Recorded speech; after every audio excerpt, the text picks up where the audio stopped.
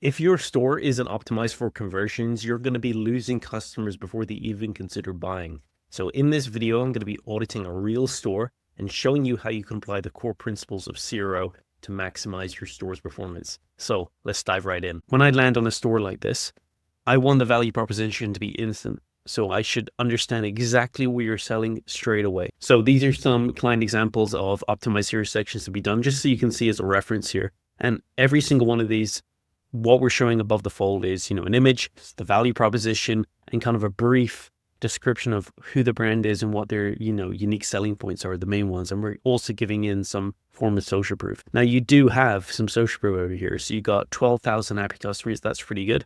But I think what would be really, really powerful in this hero section is bringing in a review. So because your product is anxiety related, I think it'd be very, very powerful to bring in like a quote, a really, really powerful quote from one of your customers saying how, the hoodie has helped them feel better. They feel more relaxed. They feel more comfortable. It helps them recover from maybe a stressful day at work where they can, get into their anxiety hoodie and they just feel so much better. I think that'd be very compelling for new customers to land on your store and see that. So your headline here, you've got relaxation redefined. It sounds nice, but it doesn't really communicate what your brand is about. So we need to mention here some of the key words that relate to your product, that relate to the pain point that it's solving. And again, I'll go back to some of these hero sections. You can see in every single one of these headlines here, we're calling out either the main pain point of what the product relieves, or we're calling out the main benefit of what the product actually brings people. So you can see we've got healthier glowing skin in 2 weeks. We've got fix your sit for Anthros, which is a chair. We've got award-winning fast drying, zero heat damage for life and hair dryers. And the secret to making a headline convert is just making it clear. I honestly think that this headline that you've got down here is a lot better. Hoodies with built-in stress balls. So I would remove the text from this image. Just make your image pop and stand out and have the model on her own there.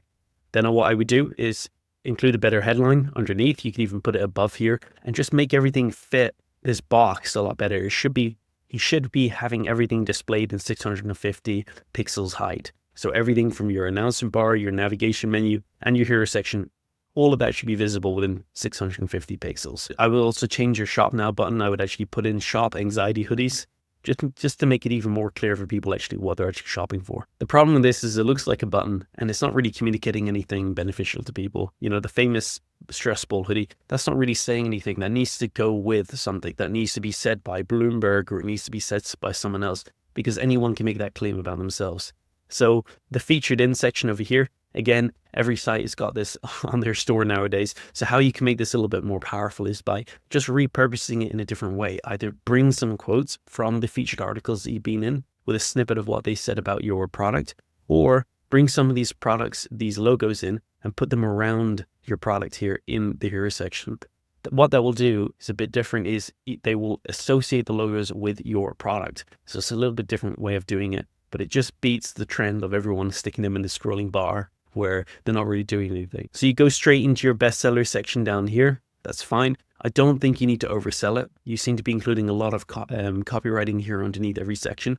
But on your homepage, the way that your homepage should be is like a catalog for your brand. It should be the first part of your homepage, because the drop-off rate is really significant on most homepages. Not many people scroll to the bottom. So we want to make sure that every pixel that we're putting on that page really counts. And the first section underneath about your bestsellers, it should just be getting them to that product page, getting them to the collection page about your bestseller. So I'll show you an example here of another client store. So we've got the homepage hero section over here, and then right below we're going to the bestsellers, but you can see the contrast, right? So we've got your bestseller section over here, and you can see how it's just taking up a lot more space. And also this image looks blurry over here. And I definitely would make sure that you're prioritizing your images on a fashion site, because people really want to see high quality images there. You can see the difference over here. We've got a 2x2 grid, and we're just including only the most important bits of information, and we're making it really bite size so it's easy for people to read. So we've got the shop all button up here at the top. I would include a bestsellers button over here. So instead of putting them in a scrolling carousel like this, I would display them in a 2x2 grid. And you can even bring in, if you don't have 4 products to make up your bestsellers, you can just bring in a little box over there, and that can fill up as like a quote. 2 products at the top, the third one underneath in the third box, and then the fourth one could be like another quote from a customer, a really powerful one. That's a really, really smart way of doing it. So you can keep the structure, You make it easy for people to actually engage with it. And of course, you bring it into more social proof without cluttering anything. And here's what I mean is you can even bring some of these reviews, bring one of them into that little box up there. So what would make these reviews a little bit more powerful is if we had some images of the customers as well. So I'm just going to show you a little design that I'm working on for another ecom brand. So we've picked out the top 6 or 7 reviews that handle the top objections for customers for this brand. And then of course, we picked out some nice photos of customers as well that go with it. So that's a really powerful way of how you can make your reviews stronger. So look at, okay, what are the top objections that people have when they're shopping for a brand?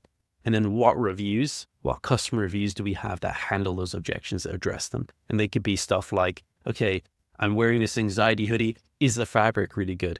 Is the fabric good for like sensitive skin? And what, is it warm? Or can I wear it in the summer? Or it could be, is it machine washable? Whatever those objections are, whatever the main ones that people have, bring in some reviews in there to like handle them. And that will obviously have a big impact on, of course, more people clicking through and more people converting. Your homepage is quite short, actually. Looking at it now, there's only a few sections over here. You could add in a bit more education about your brand and also your story. I think that'd be really sweet, is like having an our story section that talks about, okay, why did you found Cloud9? Just to bring in a bit more of a human element, because people don't connect with brands, they connect with people. Your navigation menu is a really, really hot zone to optimize on any store because of just how much traffic is flowing through it. So any little improvement that you can make to your navigation menu can have significant uplift. And I'm not joking you, some of the biggest split tests or optimizations that we've done for stores have been with their navigation menu. And so this is an area that for any brand that we work with, that we are routinely testing, optimizing, coming up with new options. And again, I'll pull up that other brand that I showed you a second ago, and I will show you some of the new navigation menu ideas that we have for them. As you can see, one really basic one. This is their current one, which actually looks pretty similar to you. Looks like you're using the same theme, but you can see what we're doing here. We're just bringing some images of what the products are, making it easier for people to actually click through. We have another variation over here. We've got a review coming through, and then of course, just different positions to see which one the client actually will like and engage with. I'll show you another one. So we did the navigation menu as well for Row Nutrition. Same principles at play here, but because they have more SKUs, we wanted to bring out in the navigation menu their top selling ones. I definitely recommend as well that having a shuffle button in your navigation menu, just in case people don't actually know where they want to go next, but they're interested. You still want to cater for those people as well. The main principle behind an optimized navigation menu is making sure that the elements that stand out the most and draw the most attention are the ones that are revenue generating. And of course, revenue generating the most. So those should be your best sellers, your top products, or your bundles, like high AOV products. And then you want to make the links that are less important be your secondary links. So links that, let's say, are going to your story page, your science page, like you can see here, your contact page, your wholesale page. And that way you're making your navigation menu more like how it should function, which is like a shop, which is like a catalog, and it should be getting people to where they want to go. If they're coming to your store, they're in some level interested in buying something. So we want to obviously make that journey as effortless for them as possible. So we're on your collection page now, and let's go through this. So I like that you have it in a 2x2 grid, but your image formatting over here is a little bit strange. So again, just making sure everything is consistent is really, really important here.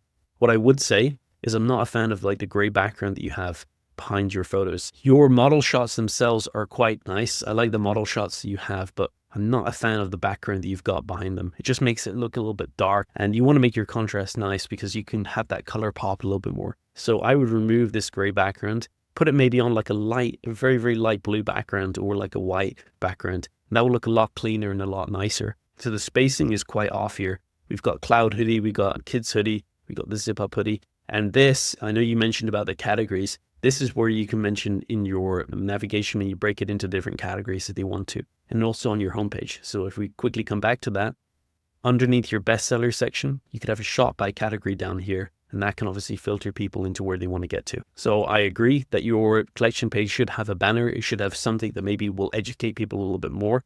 That way you can actually repurpose it as a landing page as well and actually send some traffic to. And you can see for Rose collection page, we're following those principles. So we've got a little banner over here. We've got the 60-day guarantee, free shipping, orders 99, and we've got a nice image. But you don't need to overdo it. Like a simple banner can do, because when it comes to a collection page, and for a fashion brand in particular, people just want to engage quickly with the products, be able to compare different styles, see different color options, and have that freedom to like move around. So we don't want to make it too rigid for them. We want to make it pretty effortless. And the biggest thing that you can do here on this page is just structuring the information better. The spacing over here, these stars are obviously taking up way too much space. We're not really calling out the savings, and we're not really communicating why this product is on sale as well. And if we are running a sale, it should be communicated. These color options over here, we should be just displaying that on one line. So things look a little bit broken, as you can see visually. I can also see here that one of your images is missing. So that's why it looks a little bit strange here. We got like a white little box over here, but it's not visible. And then we got no image associated with it. So when I do SEO for the brands that I work with, I'm not interested in like advanced SEO tactics, or I'm not interested in like the gimmicky things you see being posted around nowadays. I'm interested in, can we actually nail the foundations? Can we master the basics? And what those basics are is having really good imagery, having some really good UX UI so that your site experience is pretty effortless. The more effortless we can get your site, the more engagement and the more conversions. And of course, the final thing is having good offers. Those are the three core pillars that I look at. And by mastering those pillars, you can scale your brand a lot more reliably. So another thing that you can do on your collection pages, if we're going to remove the background to make everything a little bit more consistent, is we can inject some lifestyle shots as well in between the different sections. So we could have a little section in between these two product grids over here. We could have a little section, a mini little section over here, a small little banner that calls out a benefit of your product, and it can have a nice little lifestyle shot. And then we can have in that maybe a review, a little short little feature review, or we could call out a different benefit of your product. So that way your collection pages are doing more than just being a sales catalog. They're actually educating people as well and having some more lifestyle photos. So finally, let's go into your product page over here. So you've got your reviews and ratings, you got your product name and your price above the image. Now I wouldn't do this. I would keep all of your information in one section down here, because what you're going to have is you're going to have people scrolling all the way up to review the price and then scrolling down. And you're going to have this back and forth thing. We don't want that. We want the image to be at the top, the main thing. And we want all the information that is relevant to people to be in this section down here and make it easy for them to actually engage with it. Instead of actually doing colored swatches, I would just recommend doing a little mini photo, a close-up of the fabric of each. It will just make it look a little bit more premium. I'll show you an example of the brand that I'm working on. This is what their current product page order form looks like, and they're just using a sort of like gradient, a textured gradient, but it helps people get a better idea of the actual color when they can see the product itself. So we have actually just an image here of the different colors of the product. That just makes it easier for people to switch between the ones and makes them more likely to engage with it. So come back to your store. That's what I'd recommend over there. Just have a little close-up of the fabric for each of them. And that will also be a true representation of the color as well. So your size and your size guide looks fine. I would say that your chart down here is a little bit small, especially on mobile. So I would recommend upsizing that a little bit. I do like the fact that you have the selector between the different measurement systems, which is nice. And I like the fact that you branded it a little bit, but I would make the text a lot bigger. So you have white text here. I would remove the white text. Again, I'll just make your images a little bit bigger. You have built-in stress balls as well over here. That's your main feature. Oh yeah, you've got an image calling it out over here, but it's not really clear about this unique selling point. So what I would say is, like, yeah, I was going to say this, I would have like a video that shows it, and obviously have like a video with some sound on it. So I feel like you're missing that. Even this video, it doesn't really do it justice, the stress element of it. So I feel like getting a better asset that can communicate that unique selling point, whether that be a static photo with a graphic on it or like a video, that will help you convert more. So I've got no real issues with your quantity selector down here, no major issues anyway. The only thing that I'm going to say is your color palette. Your color palette across your brand is quite off, because we have this sort of blue, and then we've got green, and then we've got these color selectors, and we've got all of this other stuff going on. And because there isn't any real hierarchy, and there isn't sort of a neat layout for anything, everything's looking squashed and crammed and out of place, and it's creating that kind of feeling of overwhelm for me. And I guess it's ironic, because when I come to a brand like yours, it should be creating that relaxing, that clean, that minimal, that soothing feeling that I should be getting, because that's obviously what you're selling people. You're selling people that feeling through your product. So how can we do that when it comes to your order form? It's just about the structure of everything. I would reduce the color from this section, so I wouldn't be doing too much crazy stuff here with your colors. Just make it easier for people to actually see the information. I would space things out a little bit more, give them a bit more breathing room, communicate the savings if you are offering savings. I'm not sure why you have a discount running on your one hoodie, because you're running a sale, but I'm not sure why you're running a sale. If that's an evergreen sale, then you shouldn't be running an evergreen sale on, one hoodie, because obviously you want to incentivize people to get 2 or more hoodies and then reward them by giving them a discount if they upgrade. You don't just want to give them a discount for the sake of it. But if you are running a temporary sale, then you should be communicating why you're running that sale and when it's going to end to actually build in some natural urgency. So I don't think you need to have these little badges here, selling fast. You know, this one I would remove. Again, it's just more clutter that you're putting on here. This little headline over here, this I think you can repurpose somewhere else. This is more like a little headline that you can put somewhere, you know, maybe a little underneath your product name.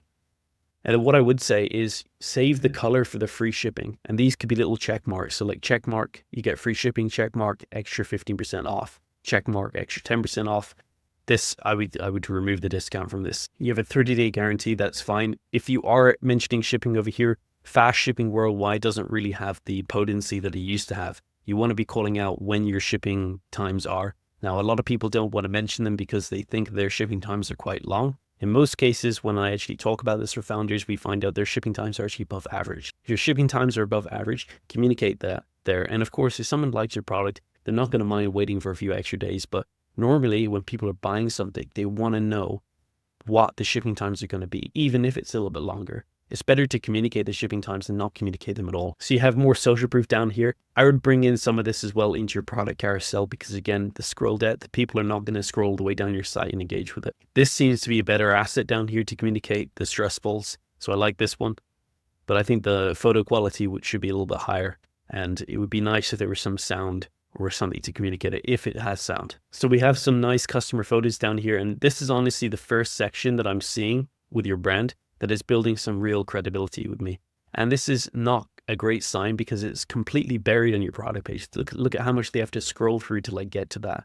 And your reviews, these reviews, I think this is the main selling tool you have on this page. All of this stuff up here is not really doing it for me, you know, because anyone can kind of whip this up on the website and make these claims. But the reviews, this is where it seems so much more genuine, so much more human, so much more personal. So this section over here, I would put higher up in your page and I would bring in and repurpose some of these elements on your homepage. Bring up those feature reviews, include the UGC images you have of the people actually wearing your products and bring in a collage of the best of these photos and bring it into your product carousel up here. That would make it so much more stronger. The final thing I want to go over is you mentioned your cart. Now I've got a different philosophy when it comes to cart. I think a lot of people, they go crazy with their cart. And it's funny, it's like they don't really optimize the other parts of the website so well, but because there's so many like cart apps now on Shopify, people have like crazily complicated offers going on and functionality on the cart, and they just make a mess of it. This is an area that's very, very sensitive because if someone is adding something into the cart, they have an intent to purchase at some level. They wouldn't just add an item into their cart if they weren't interested in it. But what happens is because people have so many offers going on here, they end up confusing people or dissuading people from converting. And so what I would say when it comes to your cart is just keep it super simple. We need to focus on the front end part of your store first, making sure that that experience for people when they land on your page to actually purchasing your product and getting to the cart is as simple and effortless as possible. And then once they get to the cart, our only job when they get to the cart is just making sure that they follow through. And what we want to do on the cart is instead of pitching them with loads of more offers that are maybe not relevant to them at this stage, we want to just make sure that they're comfortable with their purchase decision. We want to give them more rational reasons of why they should continue. And that could be, again, surfacing your social proof, calling out the fact that it's risk-free. You get 30 days to like try this product on, the hoodie, wear it, see if you like it. If you don't like it, then send it back. The only upsells that I have in your cart is if they buy a hoodie, we should be upselling them on the sweatpants. Or if they buy the sweatpants, we should be upselling them on the hoodie, giving them an offer that makes sense. And then what we can do and how we can position that is if they've added the hoodie to the cart and they're interested in the sweatpants, if they add the sweatpants, then we can give them free shipping. So that's how we can make them feel like really excited to add more to their cart without feeling like we're just being really salesy and just pitching them stuff. If you're looking for further help, we do offer a service where we can craft a high converting landing page that is designed to outbeat your current page by at least 10%. Our specialty is designing these high converting landing pages, and we pretty much do this every day for the e-com clients we work with, such as Snow, CarePod, Soloway, Velvet Caviar, and many more DTC brands, helping them to increase their ad performance and get better results in terms of their conversion rate, average order value, and overall profitability. If you're interested in learning what results we can get for you and how our process works, then check out the description. There are links to our website. And of course, you can also book in a call with me and answer any questions you have. Cool. And I hope you got some value from this video.